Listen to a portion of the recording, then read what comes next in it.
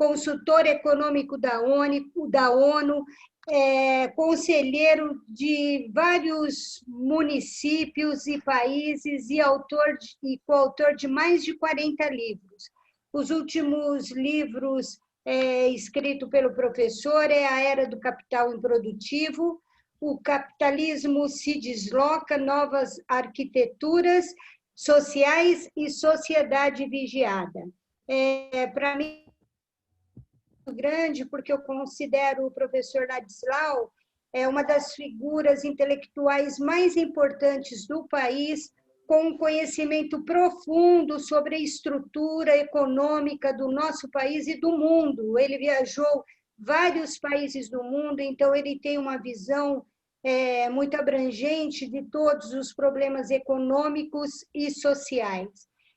Segundo o professor, nós estamos agora vivendo um período de convergências de crise, né? Uma crise civilizatória, e a gente não sabe o que virá depois da Covid-19. Essas mudanças, né, segundo o professor ainda, pode resultar não no fim, mas uma mudança desse capitalismo democrático que nós conhecemos. E essas mudanças mexem diretamente com os serviços públicos, com a estrutura do Estado e com os servidores públicos. Professor, não vou me alongar mais, porque nós queremos ouvi-lo. Boa tarde, professor. Tudo bem com o senhor? Boa tarde, Inês. Boa tarde, Carlos Neves, Lucas, vocês que assistem isso. Nós temos, Inês, eu vou fazer uma exposição de uns 30 minutos, uma coisa assim. Tá bem com vocês, não? Ótimo, ótimo. Ok. Eu vou pegar, gente, abrir janelas, tá? Eu sou economista, mas eu trabalhei em diversos países. Eu trabalhei 7 anos na África, trabalhei em países asiáticos, fiz trabalhos para a China, trabalhei em países ricos, muitos anos na Europa também, né? E a gente, não estou dizendo isso para parecer internacional, mas é que a gente vê onde funcionam como as coisas. Então, em vez de dar gritos ideológicos que está na moda, seja na esquerda, seja na direita, eu tento ver, afinal, o que funciona, né? Então, pego, para dar um exemplo, né? Eu pego a Finlândia, é o melhor exemplo hoje em termos de como pode funcionar a educação. É um sistema público, gratuito, universal, que eles consideram que conhecimento, a gente adquirir conhecimento, é um investimento em nós e é um investimento na sociedade. Gera maior produtividade, equilibra a sociedade, melhora o funcionamento. Então, eu pego, abro uma gaveta, educação, tem esse exemplo da Finlândia, mas tem também um exemplo diferente da Coreia, tem aqueles, né? Eu pego, por exemplo, o sistema de saúde. O sistema de saúde no Canadá, ele custa $4.400 por pessoa por ano. E o Canadá está entre os primeiros lugares no mundo em termos de saúde da população. Nos Estados Unidos, onde a grande parte da saúde de propriedade privada, foi privatizada, né? Os planos de saúde, você tem um custo que é mais do dobro, $10.400 por pessoa por ano. E os Estados Unidos, no conjunto dos países ricos, está entre os últimos em termos de nível de saúde da população. Então, a gente vai juntando o que funciona como, e a gente chega, no geral, no que eu fui aprendendo, né, é que, na realidade, não há uma solução ideológica padrão, tipo Estado mínimo, porque o Estado é corrupto, coisa do gênero, né? A corrupção existe por toda parte, isso é outra coisa, né? Então, quem tem oportunidade, se a gente gera oportunidade, não administra bem, vão aparecer sempre os oportunistas, né? Esse não é o problema. Mas, basicamente, eu vejo que o Estado funciona bem nas áreas da saúde, nas áreas da educação, nas áreas da segurança, nas áreas do que a gente chama as políticas sociais, e nas áreas das infraestruturas, e nas áreas dos grandes investimentos, né? Então, a gente sai desse negócio, dessa briga ideológica de ser a favor ou contra o Estado e passa a entender o seguinte: numa sociedade complexa como a nossa, tem coisas que o Estado faz melhor, tem coisas que o setor privado faz melhor. Então, produzir bicicleta, tomate e automóvel deixa as empresas funcionar. Quando as empresas se apropriam, como em grande parte dos Estados Unidos, do sistema de segurança, sai de baixo, está simplesmente uma zona. Estão se multiplicando as milícias por toda parte nos Estados Unidos, virou uma indústria do preso, né? Que é simplesmente lamentável, é pavoroso o que está acontecendo, né? Então, na realidade, esse é o eixo central, porque eu sei que quando chega uma pessoa, as pessoas que escutam pensam assim, primeira coisa, pensa, esse cara está do lado de cá ou está do lado de lá, né? Porque assim está o Brasil. Sabe o que é? Eu, em vez de bater panela e bandeirinha, coisa do gênero, na minha idade, eu trabalhei em muitos países, organizei ministérios, organizei sistemas econômicos em diversos países. Sabe? A gente baixa a bola um pouquinho e pergunta exatamente o seguinte: o que funciona? Então, cada proposta, eu pego, nós estamos aqui com gente que trabalha muito com sistemas penitenciários, né? A Suécia está reduzindo a carceragem, porque viu simplesmente que não é uma solução adequada, salvo situações muito excepcionais, né? E aí vem debate sobre o repressivo, o preventivo, coisa do gênero. Na realidade, o que a gente está buscando é fazer a sociedade funcionar. Eu queria lembrar que os Estados Unidos têm 4% da população mundial e 25% da população carcerária do mundo. Certo? Esse negócio simplesmente não funciona. Certo? Nós temos que pensar em fazer funcionar a sociedade. E o que eu proponho quando discuto ou vejo nos sistemas de segurança ou coisa do gênero, é muito casado com o sistema de saúde, com sistemas, com a riqueza cultural de uma sociedade, para a molecada ter o que fazer, não ficar parada na rua, coisa do gênero, com um rico sistema educacional para assegurar que as pessoas tenham essa construção do conhecimento, o sentimento de que estão pertencendo a alguma coisa, que podem se desenvolver nessa sociedade, e, sobretudo, a redução da desigualdade. Né?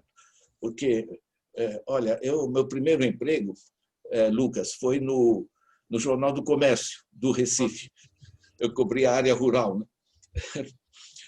Você sabe que eu vi aquele pessoal do interior de Pernambuco, sabe, uma miséria, e sabe o cara quebrado desde a infância, ele já vem dobradinho e diz sim, senhor, né? Sabe? Ninguém no mundo mais está dizendo sim, senhor. Os caras estão pé da vida, os caras estão... Olha, nós temos 4 bilhões de pessoas no mundo, então o Banco Mundial é muito cuidadoso, ele não diz que são pobres, ele diz que são pessoas que não têm acesso aos benefícios da globalização. É uma forma elegante de dizer que estão ferrados. Né? Sabe o que é?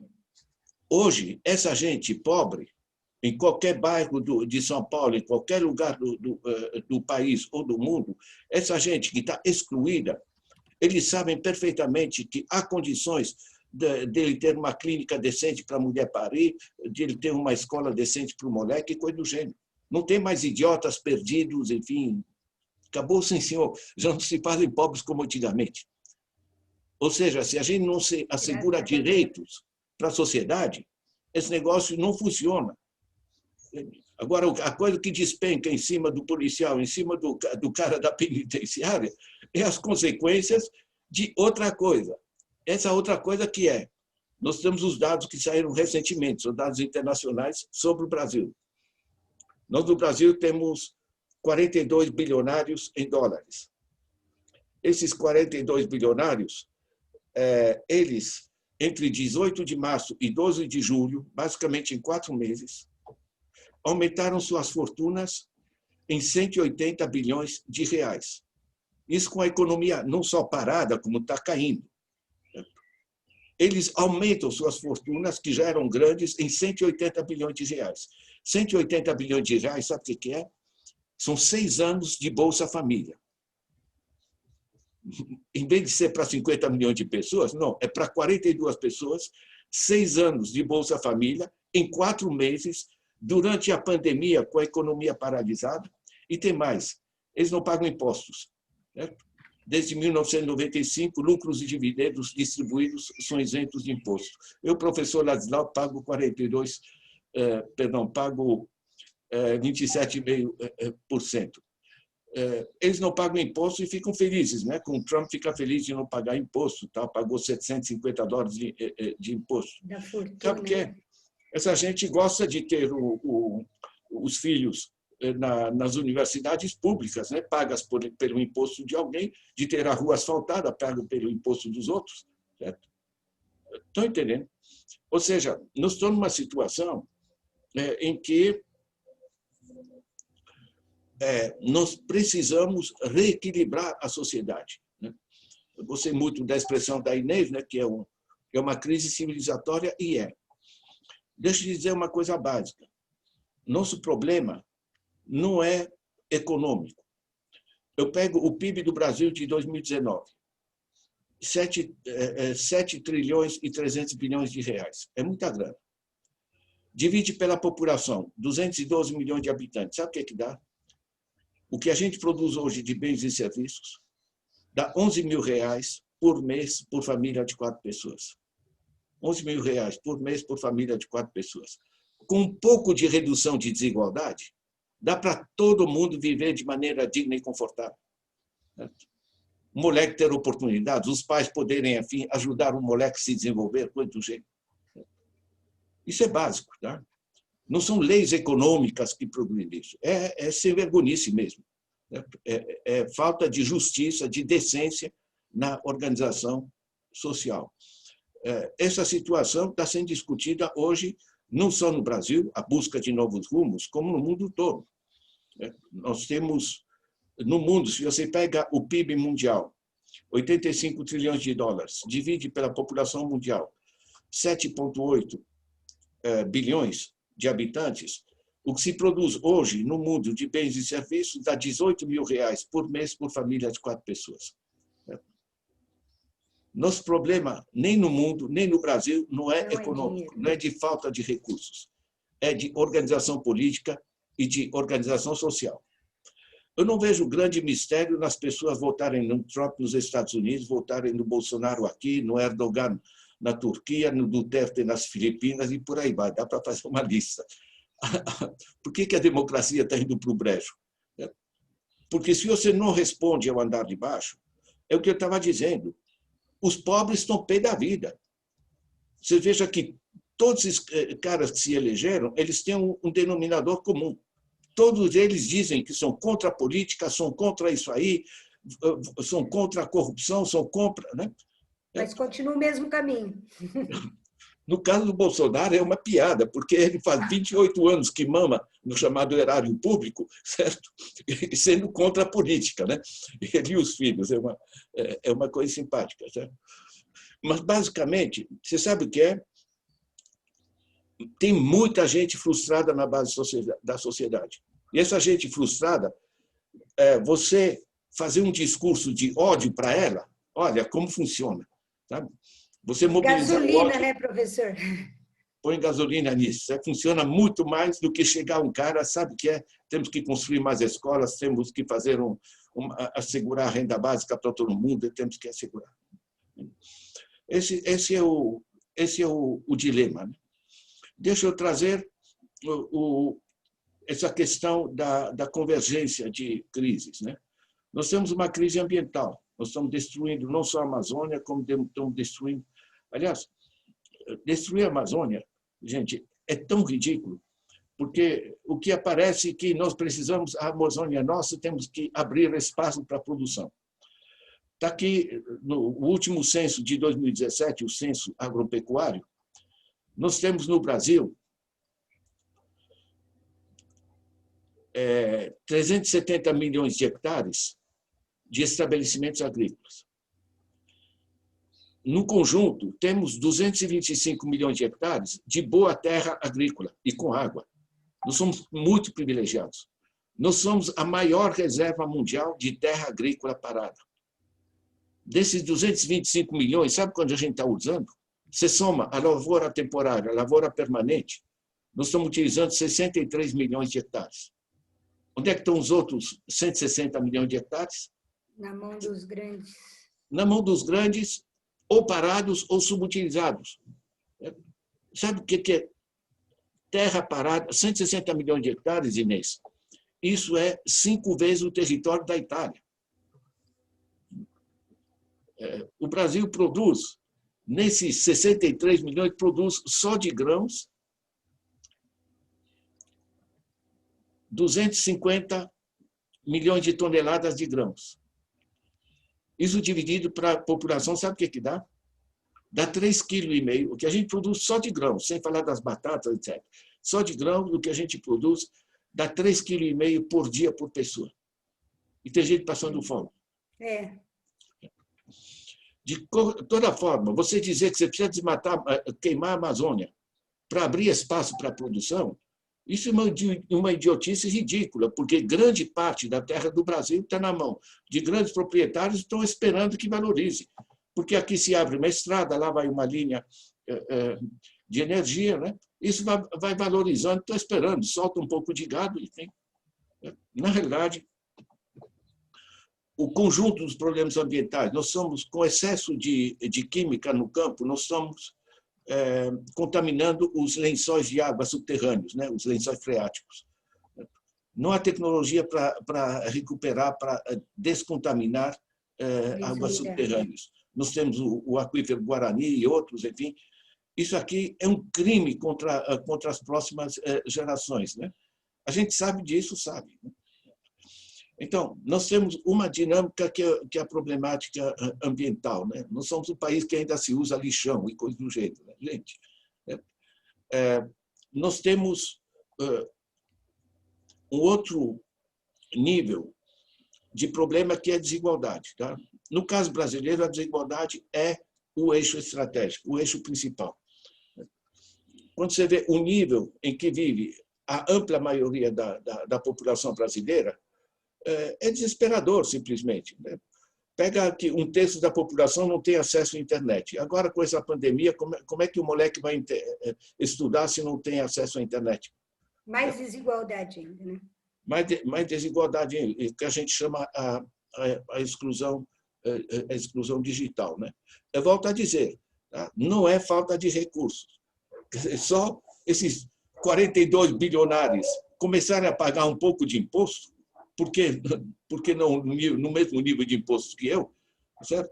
E você tem amplamente como assegurar a base de partida para toda a população, né? Diga. Professor, a gente sabe que esses mais ricos aí, né? Que nós somos, os 99% da população não tem acesso a essa riqueza, e nós sabemos que dificilmente eles serão comovidos a fazer essa distribuição justa. O que fazer, então, diante de tudo isso, professor? Qual seria, o que seria necessário para que houvesse essa transformação? Que nem o povo, o senhor falou que está tão insatisfeito que agitar esse povo era como se jogasse gasolina nele, aí ele incendiaria, de tão insatisfeito que ele está. O que nós podemos fazer, professor, num país com todos esses dados? Olha, uma das coisas importantes para fazer é o que a gente está fazendo hoje. Veja que, antigamente, eu fazia uma palestra, me chamavam para Salvador, eles tinham que fazer um projeto para pagar a passagem, para reservar o hotel e todas essas coisas, eu perdia 2 dias. Hoje, a Inês me manda um zap dizendo, professor, vamos fazer uma live e estamos aqui conversando. Isso vai circular entre um bocado de gente. Eu tenho um blog, está tudo gratuito online, todos os meus trabalhos são gratuitos online. Tá? São dezenas de milhares de pessoas que vão acessando.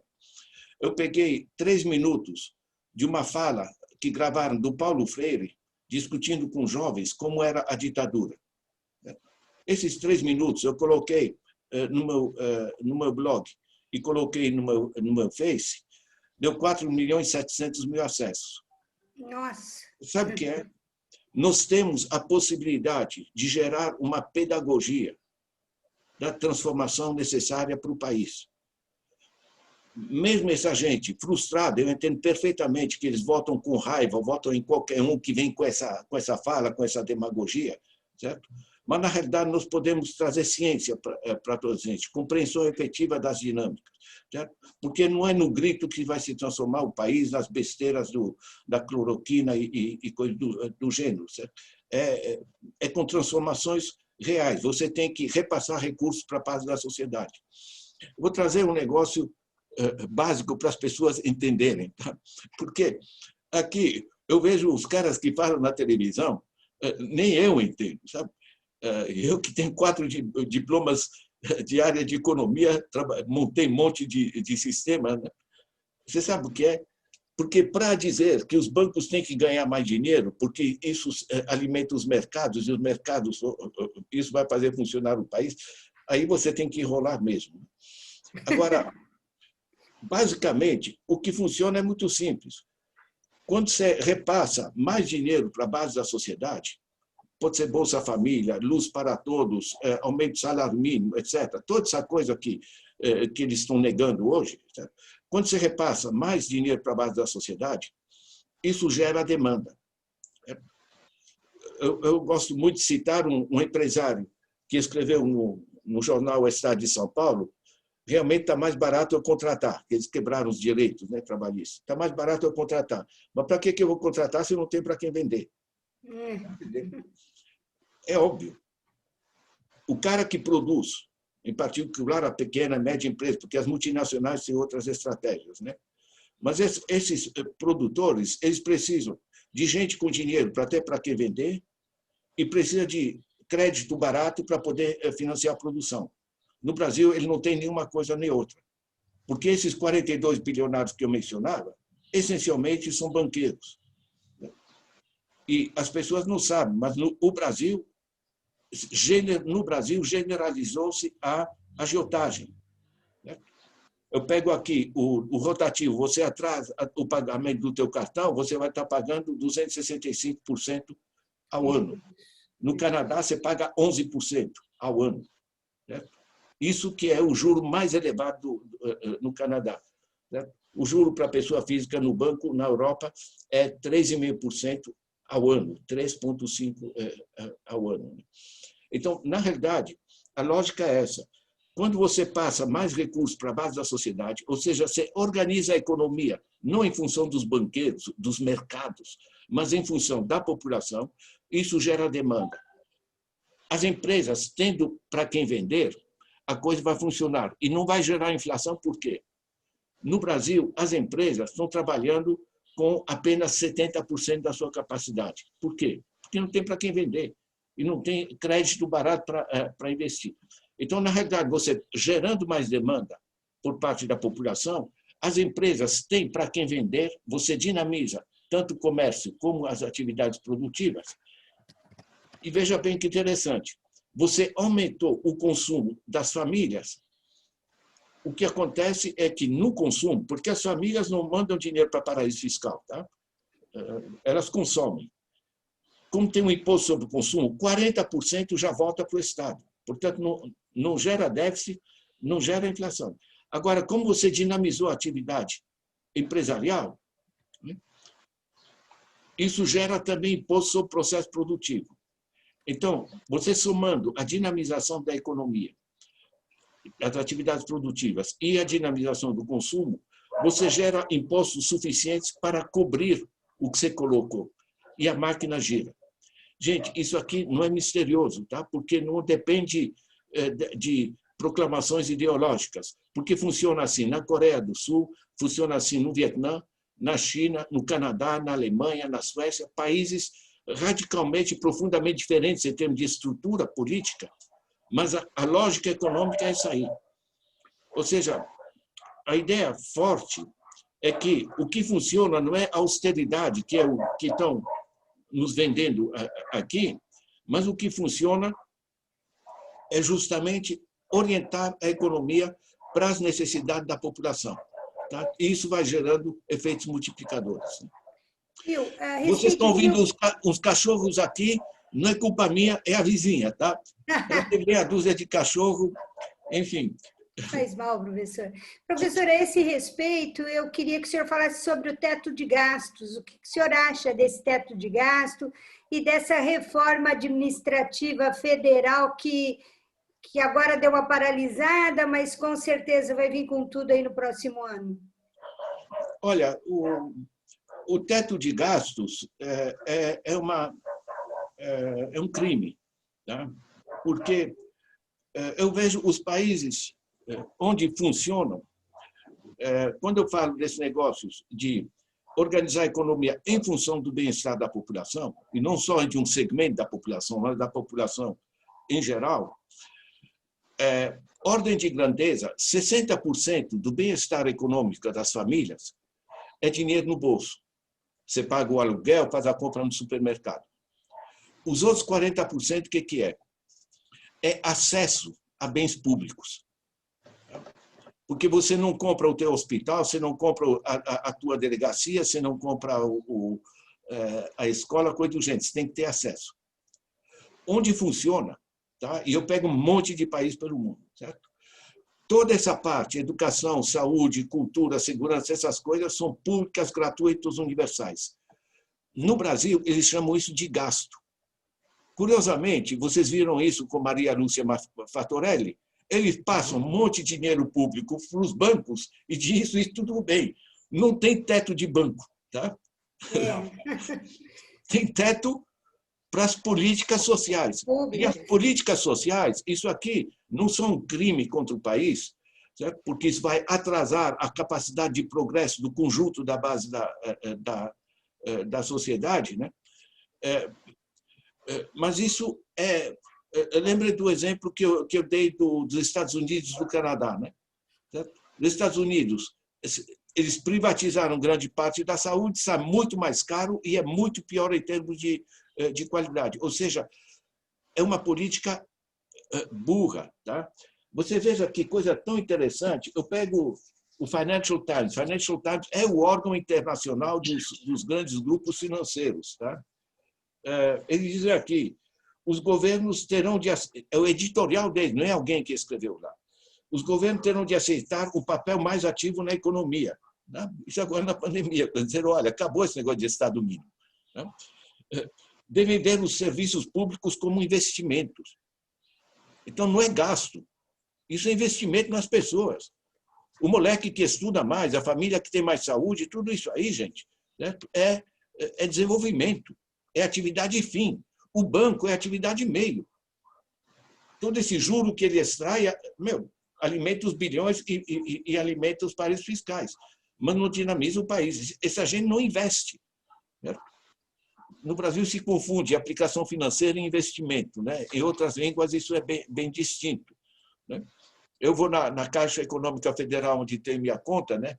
A moça me pergunta, professor, em que o senhor quer investir? Meu amor, isso aqui não é investimento, isso é aplicação financeira. Eu posso até ganhar dinheiro por ser esperto, comprando umas ações, não sei o quê, certo? Mas não vai aparecer uma casa a mais no país. Não vai. Deixa eu enriquecer um pouco isso, Inês, para deixar bem explícito. Tem um capitalismo que funciona, todos esses pequenos, médios produtores, né? O que a gente conhecia como capitalismo industrial era diferente. Eu pego o exemplo de um cara que vai produzir sapato. Tá? Ele pega o dinheiro, constrói a fábrica, compra as máquinas, já dinamizou um bocado a economia com isso, ele vai gerar empregos, né? A gente vai chiar porque está pagando mal os empregados, tudo bem, mas pelo menos está dando um emprego. Certo? Para você explorar as pessoas pelo salário, pelo menos você tem que gerar um emprego, dar um emprego para o cara. Né? Certo? Agora, você tem...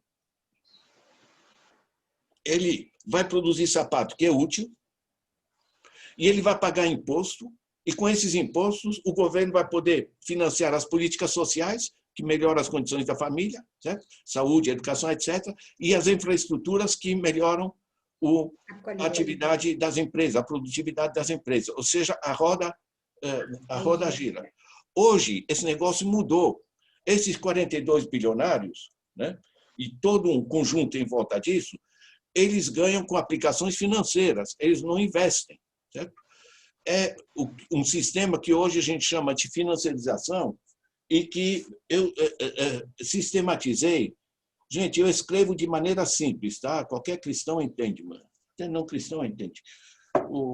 A gente fez com o Instituto Paulo Freire, desse livro, a gente, como são 15 capítulos, a gente fez 15 vídeos de 10 minutos cada, um por capítulo. Vocês podem entrar no meu blog, vocês põem na internet Ladislau, vai estar lá, professor Ladislau. Meu nome circula muito nessa coisa de didática, digamos, né? De uma pedagogia. Né? E aí vocês vão poder entender como esse negócio funciona. Por que isso? Porque nós temos que ter muito mais gente entendendo. Os caras hoje, uma pessoa de recursos modestos não vai conseguir comprar uma geladeira à vista. No Brasil vai estar pagando 75% em cima disso. Para a loja que não produziam nada. Certo? Só, né? Ainda por cima apresenta um juro ao mês, o que é fraude. Certo? O cara diz, é um juro de 6%, parece pouco. 6% ao mês. Né? Eu sei fazer. A mercadoria é um engodo para eles ganharem, né? E ganha os intermediários, entende? É. Eu peguei um exemplo, eu fui nas casas, essas casas que têm total dedicação a você, como eles dizem. Eu peguei ali, tinha um fogãozinho a R$420 à vista e 840 a prazo. 100% de juros, mas isso é um crime, tá? Bom, isso não existe no resto do mundo, mas enfim. Aí eu fiz um cálculo, estava um velhinho lá, ele viu que eu não ia comprar nada mesmo, mas estava vazia a loja, ficamos conversando. Ele disse, olha, esse fogão saiu a 200 da fábrica, pagou 40% de imposto, foi para 280. Aqui a loja quer ganhar um bocadinho, então a gente está vendendo à vista 420. Mas a gente gosta mesmo de vender a 840. Sabe o que isso significa? Significa que a base da sociedade que tem pouca grana paga 840 por um fogão que sai da fábrica a 200. Meu, esse negócio não funciona. E dizem que a culpa é dos impostos. A culpa é essencialmente das taxas de juros. Dos impostos também, porque o imposto sobre o consumo no Brasil é absurdo, mas isso é outra coisa.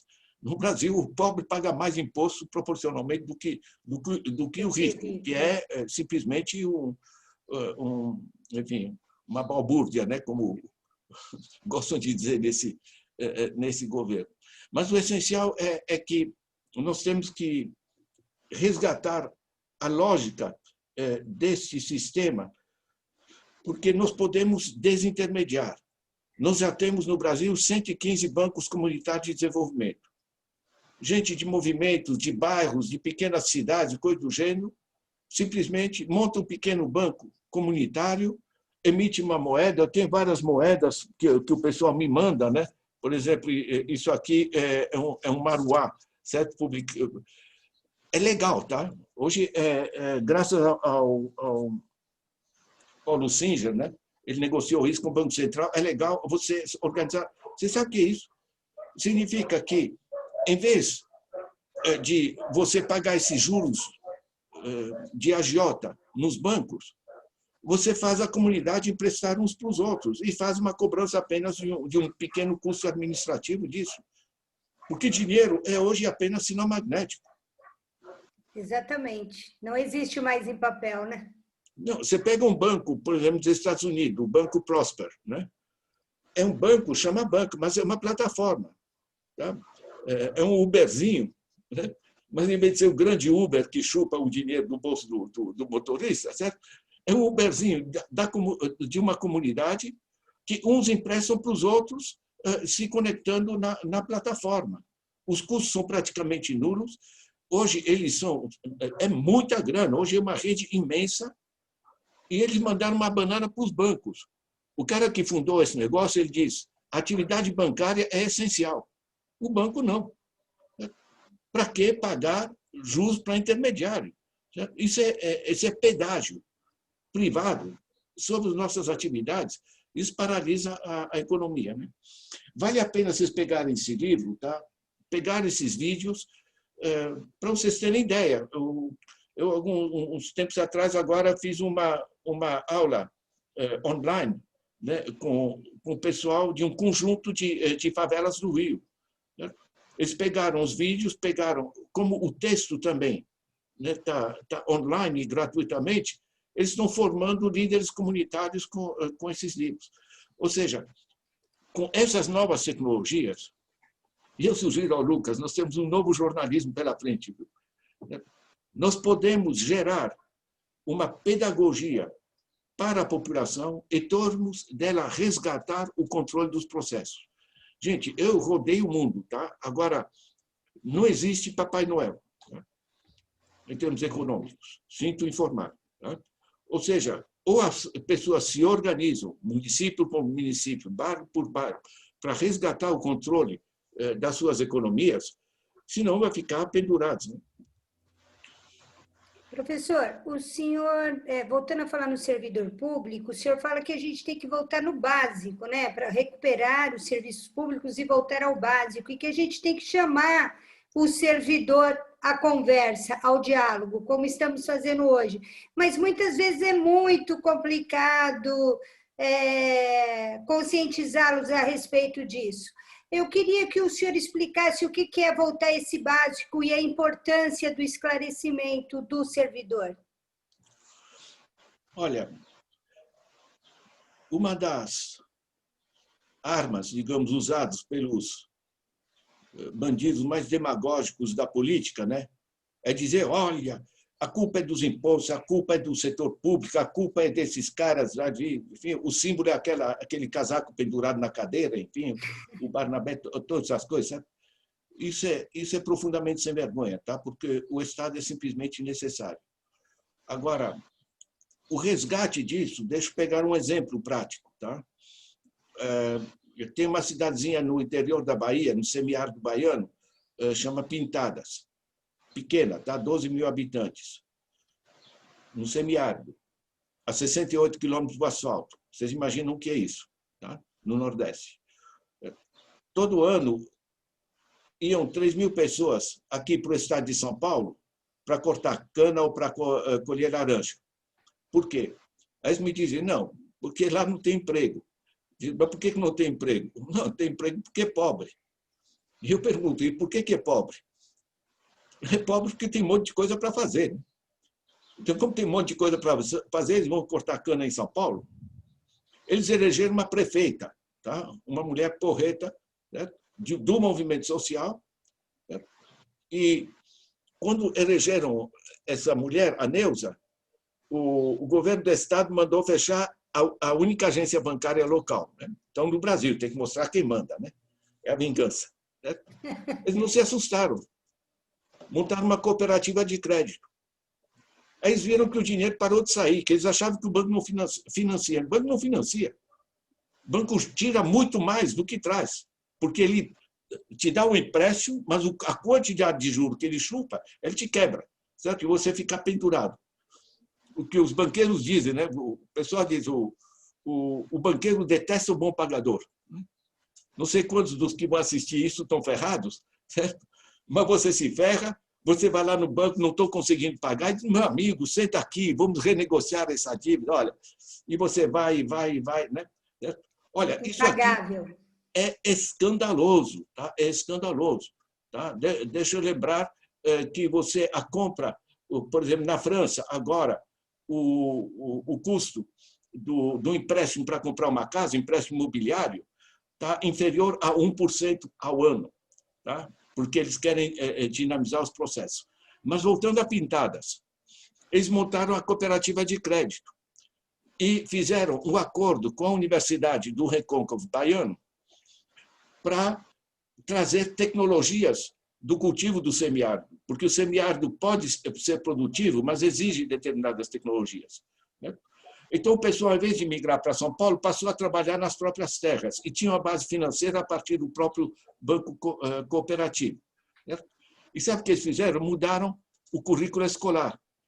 Passaram a ensinar as tecnologias do semiárido em convênio com a Universidade Federal dentro das escolas. Você imagina o interesse da molecada, em vez de estudar os discursos de Dom João VI e os problemas de Dona Carlota Joaquina, certo? Eles vão entender como é que faz para funcionar melhor a terra do pai deles.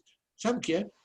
Quer dizer, na realidade, esse resgate da sociedade pela base vai no conjunto. Tá?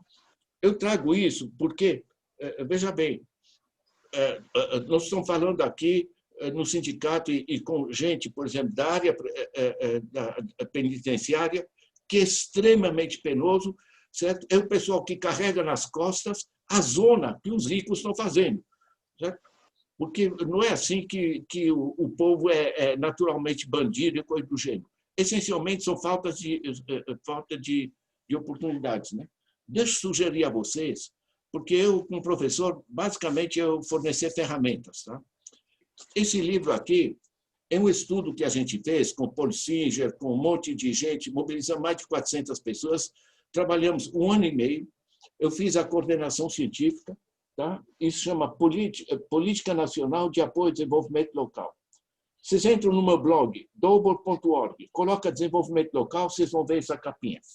Aqui tem 89 propostas práticas para fazer funcionar o município.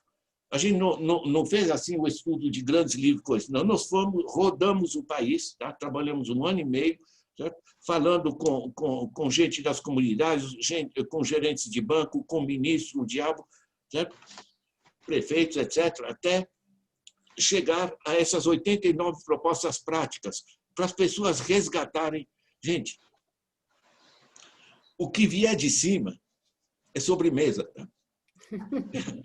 Se o pessoal não se mobiliza para cuidar da sua coisa, certo? Você tem um córrego ali que está contaminado, você vai dizer, não, vamos estar aguardando um projeto, o governo, o ministério e tal, não sei o quê. Mas que ministério? Eu pego, por exemplo, o pessoal do Conjunto Palmeiras, no Ceará, 30 mil pessoas. Uma miséria só. Você sabe o que é? Se organizaram, formaram um banco deles, hoje eles produzem a própria roupa, produzem os próprios produtos de limpeza, né? Financiam isso com o banquinho comunitário deles. Sabe o que é? É uma comunidade pobre que levanta o voo. Agora tem gente que vem, está funcionando, o pessoal de uma empresa que está associado, né? Estou apoiando e tal. Mas, na realidade, o básico é o seguinte, certo? Eu volto a dizer, eu rodei o mundo, não encontrei Papai Noel. Tá? Ou seja, as coisas que funcionam é quando as pessoas, as comunidades se organizam, bairro por bairro, nas grandes cidades, nas pequenas cidades, se organizam. Lembra do seguinte, nós temos no Brasil esses 160 milhões de hectares de terra parada. Eu lembro a Imperatriz, um monte de gente desempregada. E em volta da cidade, um monte de terra parada. Não é física quântica, dá para pensar alguma coisa, né? Gente parada e terra parada. E não precisa de grande dinheiro, porque só você dar acesso à terra para o cara. Né? E sabe como é que fizeram na Europa? Simplesmente, se você tem terra parada, sem um imposto de um tamanho tal, que ou você produz ou vende para alguém que vai produzir. Tá? Então, você pode fazer um cinturão verde em torno da cidade. Esses cinturões verdes alimentam com legumes, alimentam com fruta, com coisa, enfim, você cria frango, diabo, né? Certo?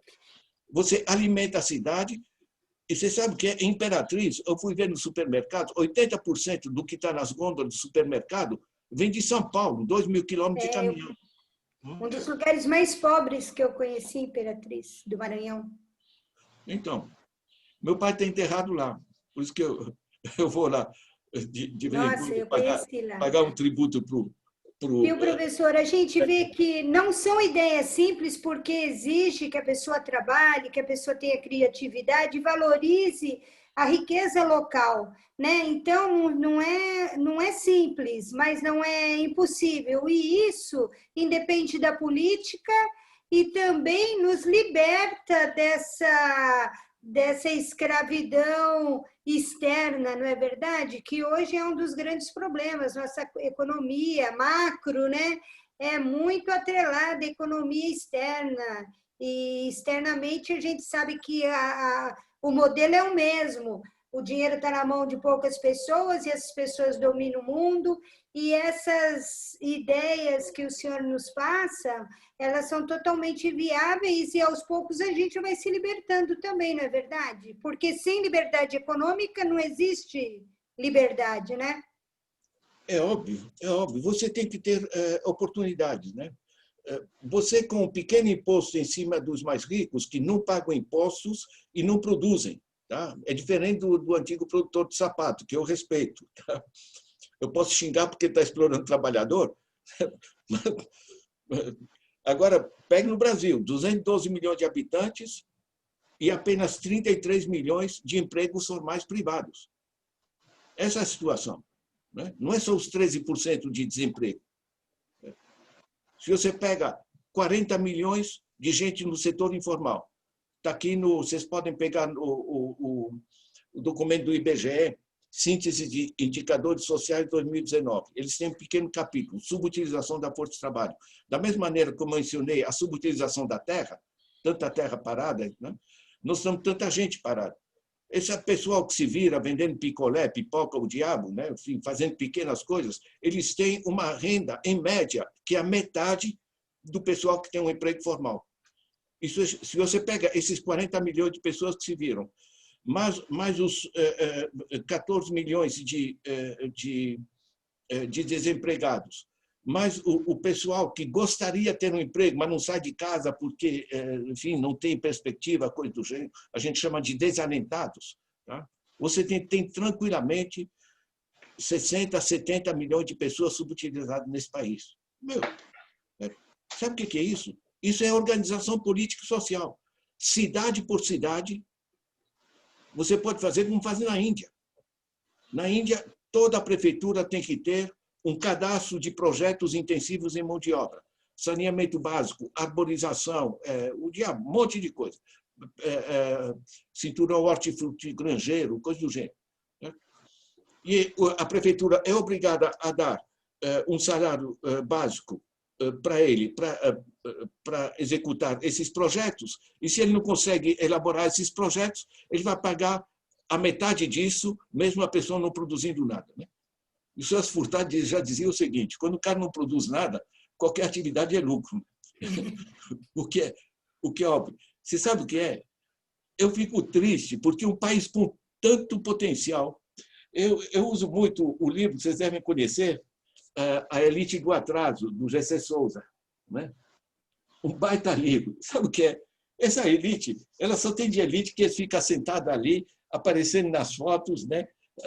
Madame e tal, não sei o quê, levou sua filha para o casamento com Dondoco, não sei das quantas, enfim. Esses são os palhaços, né? São os palhaços. A gente precisa de gente que organize efetivamente a produção. E a gente sabe como fazer isso. Certo? Nós temos os exemplos dos Estados Unidos, o New Deal, o Pacto de Roosevelt, que tirou eles da crise. O que ele fez? Pôs dinheiro na base da sociedade, o que gera demanda, o que gera atividade produtiva, e ambos geram imposto, e a roda gira. A reconstrução da Europa, e para mim é coisa da minha família, tá? Eu sou de origem polonesa, né? A Europa se reconstruiu assim, redistribuindo, certo? Eu chamo o estado de bem-estar. Né? Aqui inventaram a tal da austeridade. Né? O país está ferrado. Desde 2014, nós não temos crescimento. Eu fiz a média. Vocês podem pegar no meu blog uma nota técnica. É fácil de compreensão, gente. A verdade é fácil de entender. Tá? Vocês vão ver ali como se deu todo o negócio aí do tal do déficit. Né? De 2014 para cá, eles pararam de distribuir, começaram a concentração, certo? E de lá para cá, nós estamos no 7º ano de economia parada.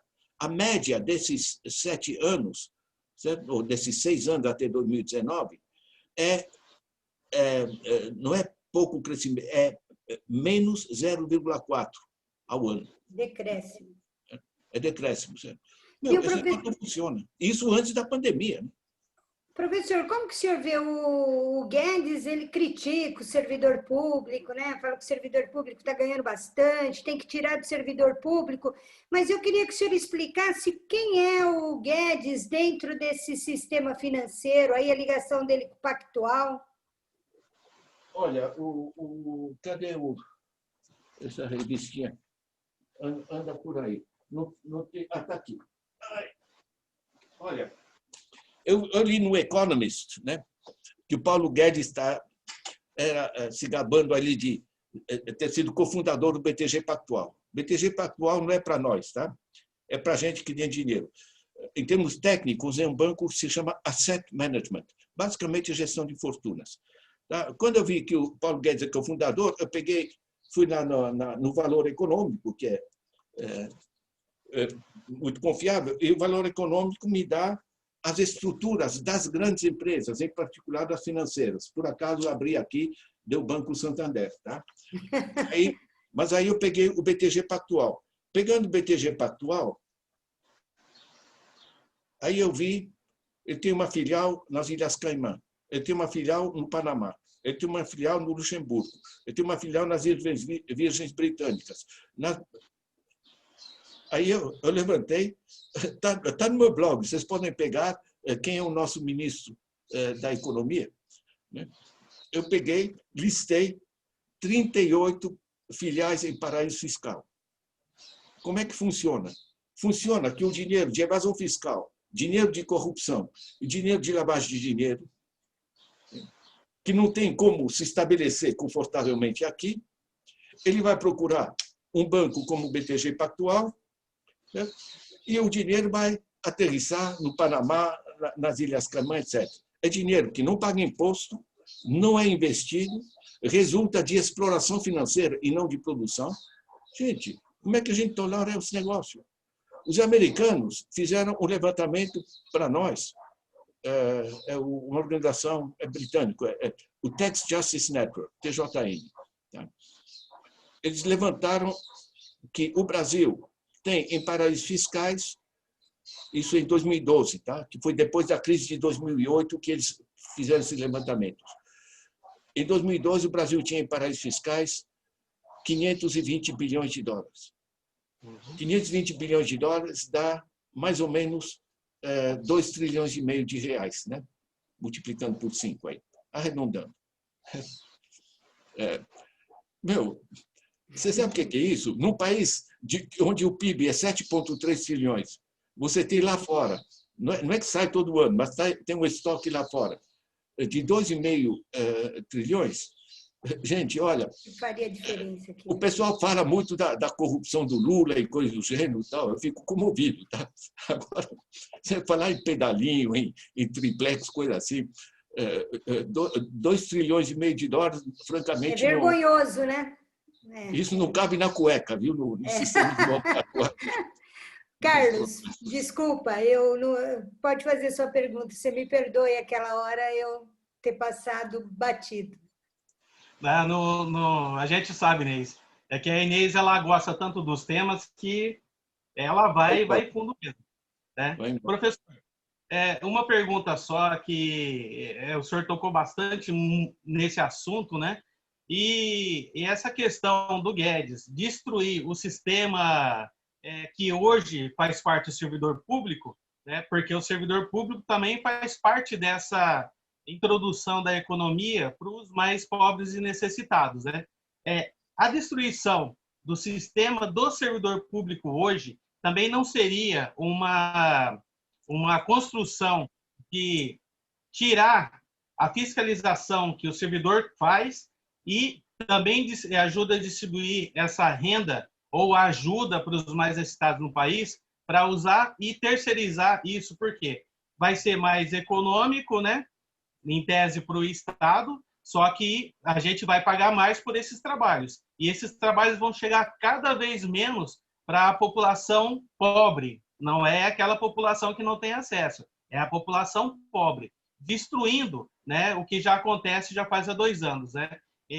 Inclusive, essa questão do crescimento da economia, no meu ponto de vista, depende do médico que ajuda a dar luz a uma criança pobre, ao médico que cuida dessa criança até uma idade que ela possa ir estudar, e o professor ensina a teoria, né? E antigamente ensinava tanto também a questão do respeito à sociedade, a gostar do nosso país, né? E se preparar para a vida de trabalho.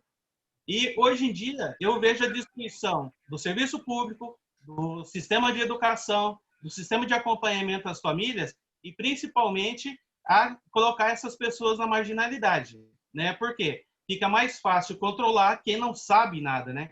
O senhor acha que o servidor público faz parte do sistema e como o servidor pode ajudar a melhorar essa questão da nossa sociedade, já que o servidor está sendo colocado na marginalidade e com isso também levando os mais pobres juntos, né? Olha, você colocou muito bem, tá? Isso está ligado com essa questão do teto de gastos, porque o teto de gastos atinge segurança, cultura, lazer, esporte, o conjunto do que a gente chama de investimento nas pessoas, né? Agora, quando, por exemplo, eles ferraram o SUS, que está gerando mortes, essa redução de 20 bilhões que eles deram no SUS, está gerando mortes, tá? Porque o SUS é o único aparelhado para esse negócio, certo? Sabe o que é? Isso para ver se empurra as pessoas, dificulta a vida do SUS, empurra as pessoas para pegar plano de saúde. Ou seja, para os grupos privados, quem dirige plano de saúde, gente, não é médico, tá? São grupos financeiros. Eu, na PUC, tá? Eu tenho minha família ali, eu estou pagando, eles descontam do meu salário R$4.000. Sabe o que aconteceu, que eu me dei conta? Eu hoje estou com quase 80 anos. Tá? Conforme fui envelhecendo, e aparece no algoritmo deles, nos computadores, eu vou começar a custar, né? Porque posso ter problemas, aí o negócio sobe. Sabe o que é? Eu vou me aposentar, sou obrigado a sair do plano. Eles vão dizer, que pena o senhor está saindo agora, se eu contribuir décadas aqui com a gente. Certo? Está entendendo o processo? Virou uma zona financeira. Se você pega a privatização da educação, os grandes grupos internacionais, porque na saúde também são grandes grupos financeiros internacionais que estão entrando. Tá? Os mesmos americanos que ferraram com a saúde nos Estados Unidos, mesmo grandes grupos. Na educação, a mesma coisa. Tá? Hoje você está gerando uma camada uma rede de escolas, certo? Com sistemas sofisticados, tipicamente uma mensalidade de 6 a 8 mil por mês. Tá? Eles vão dizer, está vendo como o setor privado é melhor, né, do que o setor público, né? E por aí vai. Tá? Isso sem falar das pressões de... Você sabe que o sistema de segurança privado no Brasil hoje se transformou numa coisa gigantesca. Né? Sim. Sistema paralelo, né? É gigantesco. Nos Estados Unidos também. Né? Você sabe que na guerra do Iraque, né? O sistema maior de segurança de um grupo que se chamava Blackstone. Agora eles mudaram o nome para Academy, que fica mais simpático, mais bonitinho. Tá? Eles têm mais sistemas privados, todo sistema de torturas, interrogatório, tudo está sendo feito por empresas privadas, né? De segurança. Tá? Esse processo de você dificultar o setor público para você empurrar as pessoas para o setor privado, isso é de uma bandidagem, entende? Porque sai muito mais caro e, portanto, vai ser viável apenas para os grupos mais ricos. Você está ferrando a população, você está ferrando o futuro do país. Incrível. Em São Paulo, principalmente, também temos esse problema, né? Que um dos maiores financiadores do nosso governador foi uma empresa privada que está muito interessada no sistema penitenciário também. Né? E aí, como se fala na questão de vamos economizar, porque está caro o sistema penitenciário, então a ideia é repassar para essas empresas, né? O que custa para o Estado hoje, o sentenciado, são R$ 1.475, se não me engano. Mas, passando para a empresa privada, poderá custar até 5.400, né? Numa era de diminuição de custos, né? E retirada de direitos, né? Tanto do trabalhador da sociedade civil, como também do trabalhador da área pública, né? Tanto municipal, estadual e federal. Economicamente, na experiência do senhor, eu sei a resposta que o senhor vai falar. O que é isso? Olha, isso aí, em termos jurídicos, chama apropriação indébita. Eu chamo isso de corrupção. E eu vou dizer, o tamanho dessa corrupção não cabe ali onde andam colocando, sabe? Esse negócio, eles estão simplesmente ferrando o futuro do país para interesses nacionais e internacionais, tá? Porque esses bancos, essas fortunas, nenhuma delas é apenas brasileira, é uma articulação. Lembre que o dinheiro hoje, antigamente, se usava muito e se usa em certas circunstâncias, notas, né?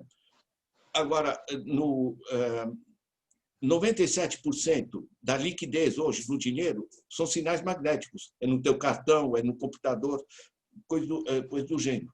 E isso mudou radicalmente a forma de uso dos recursos, né? Porque o dinheiro é sinal magnético, navega na velocidade da luz dos computadores, né? Chama High Frequency Trading, né? Gestão de alta frequência, né? E ninguém controla, porque o sistema financeiro global e os bancos centrais e os governos são nacionais. Nós somos no planeta 193 países membros da ONU, cada um tentando sobreviver, resolver o seu, né? Então, o dinheiro é global e os governos são nacionais, isso aqui não funciona. Ninguém controla.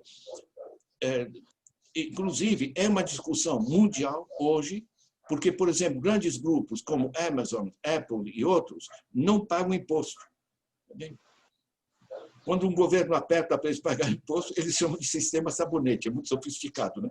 O sabonete, você aperta aqui, escapa para cá, aperta aqui e volta para lá.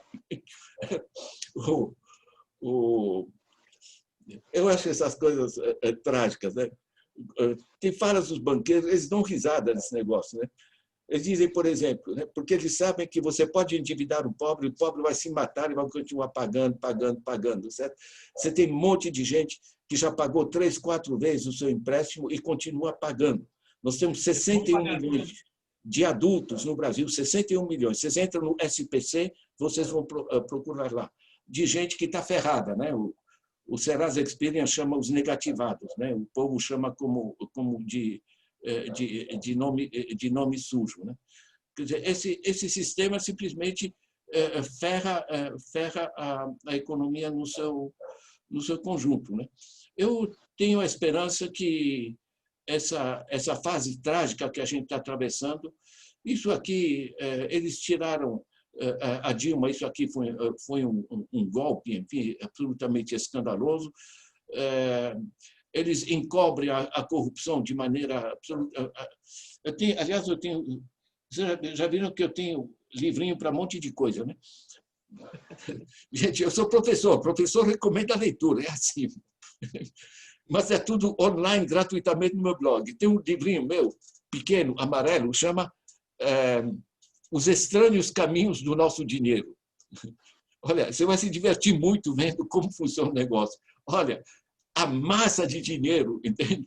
Agora, prenderem o Lula que ia ganhar as eleições, entende? Em nome de corrupção, por parte dessa gente, francamente, eu fico pasmo, né? Ninguém na esfera internacional acredita nessa palhaçada que permitiu prender o Lula o tempo dele não poder participar na eleição, né? Isso aqui é uma gozação que a gente que estão fazendo com o nosso país, gente. Mas o Brasil tem muita gente consciente, tem muita gente de alto nível, tem cientista, tem políticos decentes, tem trabalhador decente, né? Isso aqui, sabe, eu digo para o próprio pessoal, digo para eles, olha, gente, sabe o que é? Nada como um dia após o outro, tá? O negócio vai mudar. Se Deus quiser. Professor, e por falar em livros, né, que o senhor falou que vive rodeado de livros, o senhor é uma pessoa que democratiza seu conhecimento através do seu blog, tudo do senhor está disposto lá, né? E nós estamos agora uma outra economia, né? Uma economia do conhecimento também. O senhor acha qual que é a função do conhecimento dentro dessa nova visão e se o conhecimento é a ferramenta que pode mudar toda essa situação? Olha, vou te dar um exemplo. Eu tenho um livrinho sobre como as novas tecnologias impactam a educação, tá? Tecnologias do conhecimento, os desafios da educação. Recebi um e-mail de Timor-Leste, pequeno país da Ásia, nunca estive lá, mas falam português. Eles leram no meu blog esse livrinho, me mandaram um e-mail. Professor, gostaríamos de usar o seu livro para formar os professores aqui. Eu respondi no e-mail, muito honrado, à vontade. Sabe o que é? Na era em que a principal produção era bens físicos, se eu te passo o meu relógio, Inês, eu deixo de ter meu relógio. Eu digo, não, peraí, isso é meu. Ou seja, a gente compete. O que a gente chama são bens rivais. O conhecimento, não. Se eu tenho uma ideia, se eu passo para você, eu continuo com ela. Ou seja, a economia do conhecimento na qual a gente está entrando, ela funciona muito melhor com processos colaborativos do que com esse sistema dos caras extraindo aí, puxando a grana. Eu fiz um livro sobre esse aqui, que é esse livrinho aqui, tá? O capitalismo se desloca, novas arquiteturas sociais, você mencionou ele no começo, está online, tá? Não fiz vídeos ainda para ele, mas é de leitura muito simples, vocês vão entender como funciona o negócio. O fato é, gente, que no mundo todo as pessoas estão procurando novos rumos, sabe? Esse negócio as palhaçadas aí do Guedes, do Bolsonaro, ou do próprio Trump, ou do Boris Johnson da Inglaterra, o pessoal dá um sorriso triste, certo? Mas é um bando de palhaço, entende? Eles são oportunistas, eles arrancam o que podem, estão arrancando muito, estão entregando a Petrobras, que é um crime contra o país, né? Tentaram entregar estão entregando a terra, estão entregando a Amazônia, porque estão arrebentando com ela para exportar as commodities. Isso são interesses internacionais, né? É muito triste o que estão fazendo, né? Agora, eu volto a dizer, qual é o meu papel? Meu papel é usar esse conhecimento, porque conhecimento, uma vez, eu tenho curso para produzir conhecimento, eu compro livro, tá? Meu salário é pago pela PUC, certo? Mas uma vez que eu produzi esse conhecimento, eu generalizar isso, inclusive através de vídeos e tantas coisas, isso aqui não me tira pedaço, certo? E para mim é uma imensa satisfação, entende? Eu numa reunião como essa aqui, qual é a vantagem que a Maria leva, né? Certo? Não me pagam nada para esse processo. Mas sabe o quê? Algumas pessoas mais vão abrir a cabeça, caramba, isso aqui, a gente gosta desse país, né? Sabe o que é? Tem gente que precisa arrancar um pedaço maior para ser sucesso. Dizer, olha, tá vendo? Eu sou um sucesso, ou me sinto com sucesso, pelo que eu contribuo, ou não pelo que eu arranco. Certo? Eu quero ter o suficiente para viver de maneira digna e simples, enfim. Ter uma vida simples, confortável, mas simples. Certo? Agora, o fato de eu poder contribuir para o país, de trazer uma coisa, isso aqui é poderoso, né? Dá um sentido à vida da gente. Exatamente. Esses caras aí sem tope de dinheiro, né? Eu pus no meu blog, eu tenho lá Happy Hour. Happy Hour tem um monte de coisa divertida, receitas de cozinha, o que vocês quiserem, enfim, músicas. Eu pus lá uma dessas modinhas aí do Nordeste, né? Eu lembro da frase, na modinha eles cantam assim, né? Para que tanta ganância e correria se ninguém vem aqui para ficar, né? Exatamente. Quando comentário... para gastar, né, professor? Para gastar exatamente. A vida, não... Professor, nós estamos chegando ao fim. Lucas, você ficou quietinho aí, eu tenho certeza que você tem uma pergunta aí bem bacana. Eu queria mais agradecer o trabalho do professor Ladislau Dalbora, acompanho já há alguns anos, já inclusive, e admiro muito. Então, para mim também é muito especial estar aqui podendo ouvir, são verdadeiras lições, assim, mas seria rapidamente, assim, essa importância que a gente tem enquanto comunicador ou enquanto dirigente sindical, de conseguir traduzir, né, temas complexos ou aparentemente complexos, né, feitos para parecerem complexos, que na verdade são para deixar a gente afastado desse debate mesmo. Eu só pediria para você comentar um pouco sobre isso, né, já em linha com o seu trabalho aí, dessa importância e de como fazer isso, né, como criar meios para falar diretamente com as pessoas, para falar o que precisa ser dito, né, sem rodeio, sem firula. Oi, Lucas, você tocou um problema chave, tá? Você sabe o que é? Muito jornalista decente, em vez de estar na Globo, na Record, não sei o quê, um pau mandado falando aquilo que mandou ele falar, certo? Pega o que o pessoal está fazendo, por exemplo, no 247, no Carta Maior, no IHU, enfim, outras palavras, o Diplo, enfim, um monte de gente está fazendo, saiu das grandes máquinas, né, ideológicas e está disseminando informação, conhecimento. O pessoal pega, eu coloco um artigo no meu blog, o pessoal de uma série desses que eles chamam de imprensa alternativa, certo? Mas imprensa de gente que traz as suas opiniões de maneira honesta e tem esse espaço. Pega, por exemplo, os trabalhos do Luiz Nassif, né? de tantos outros. Ou seja, tem um imenso espaço, em particular, aproveitando justamente essas novas tecnologias. Né? Porque você não precisa mais ter uma indústria para você poder imprimir um jornal para trazer suas opiniões. Você pode se organizar em rede, né? E aí o pessoal não tem frescura, porque eu ponho um artigo no meu blog, o pessoal do Outras Palavras publica, aí o pessoal do IHU lá no Rio Grande do Sul notou que o artigo é interessante, republica, certo? E vão republicando uns aos outros, ou seja, a gente transforma a nossa capacidade de geração, de explicitação, de notícias, etc., num processo colaborativo que cobre o país, entende? Inclusive com ramificações para o exterior. Eu acho que a gente tem um grande investimento, sabe? Porque nós precisamos não só de capacidade jornalística, nós precisamos de integridade jornalística. Tá? O pessoal fala das fake news, mas não fala do fake jornalismo, que são essas grandes mídias. Né? Com certeza. Exatamente. E nós, no movimento sindical, temos esse dever, né? Nós estamos aqui porque acreditamos na transformação. Estamos aqui porque sabemos que a transformação se dá através da base, né? E nessas bases a gente tem que ser a ponte desse conhecimento, né? Eu me sinto privilegiada de trabalhar no movimento sindical por isso, por poder levar essas questões. Professor, nós já ultrapassamos o nosso horário, eu ficaria aqui o dia inteiro, a noite inteira ouvindo o senhor, porque é um prazer ouvi-lo. Para nós, né, do movimento sindical, do Sindicop, enriquecedor, né, o seu conhecimento, mas nosso tempo já está esgotando. Eu vou passar para o Carlos fazer as considerações finais e o senhor, e de antemão já agradecer por todo esse carinho que o senhor tem e também essa humildade, né, de distribuir esse conhecimento para todos. Eu acho isso maravilhoso no senhor. Muito obrigada, e eu passo para o Carlos fazer as considerações finais. Obrigado, Inês.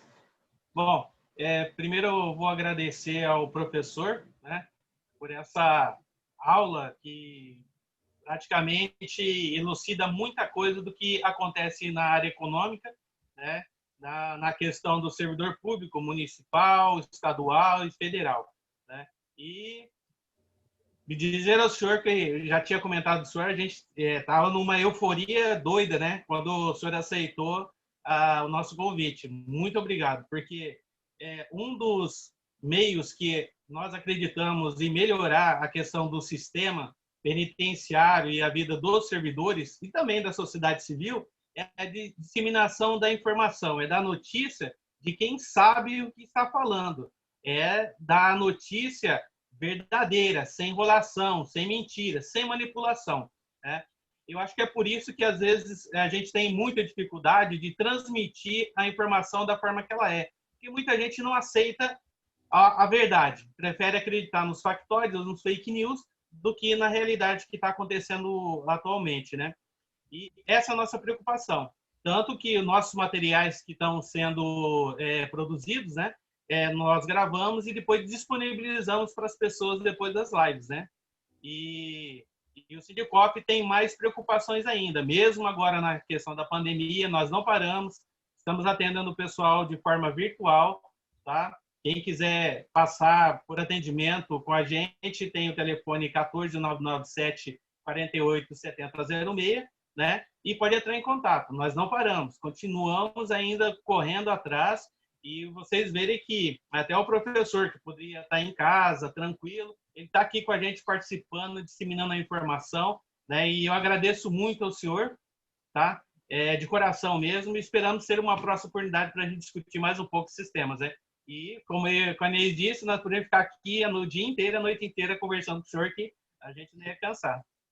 Lucas? É isso mesmo. Se a Inês e o professor quiserem colocar mais alguma coisa...